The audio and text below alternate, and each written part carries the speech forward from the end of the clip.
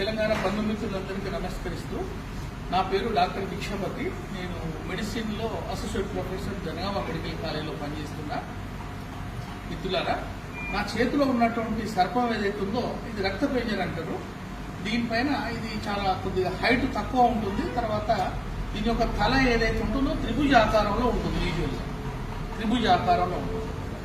అయితే ఈ పాము గురించి ఎందుకు చేస్తున్నామంటే, ఎండాకాలం నుండి వర్షాకాలం వచ్చినప్పుడు బొరియలలో ఉన్నటువంటి పాములు బయటికి వచ్చినప్పుడు రైతులు వ్యవసాయ పనులకు పోయినప్పుడు, కూలీలు వ్యవసాయ పనులకు పోయినప్పుడు ఈ యొక్క పాము కాటు భారీ అవుతున్నటువంటి ఇది ఒక సమయం ప్రస్తుతం.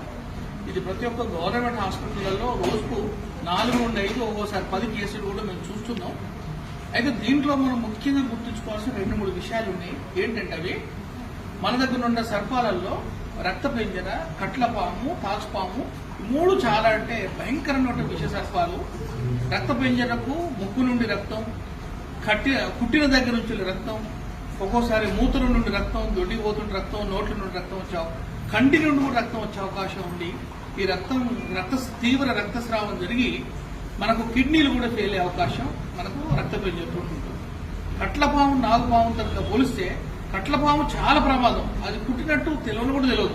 అందరూ ఏమంటే పారింది అని వస్తుంది, ముట్టింది అని వస్తుంది. కానీ దాని యొక్క బయట మార్క్స్ ఏవైతుంటాయో చాలా చిన్నగా కనిపించవు. కానీ అది 3 రోజుల వరకు, 4 రోజుల వరకు దాని విషయం ఒక్కోసారి బయటికి రాదు. తర్వాత కట్లపాము మనం బహుశా అందరికీ మనకు తెలిసినటువంటిది. మనకు నాగుపాము ఏదైతుందో దానికి పడగ ఉంటుంది. సో ఇక్కడ మనం ప్రివెంటివ్ మెజర్స్లలో ఏంటంటే అతి త్వరలో గవర్నమెంట్ హాస్పిటల్స్ కనుక తీసుకొస్తే మనకు దానికి తగినటువంటి విరుగుడు మన దగ్గర ఉంది. గవర్నమెంట్ హాస్పిటల్లో మన తెలంగాణ గవర్నమెంట్ చాలా పెద్ద ఎత్తున సప్లై చేస్తుంది. కానీ పుట్టిన దగ్గర దయచేసి పామును చంపి పట్టుకురావాలన్న ఆలోచన మాత్రం మానుకోండి.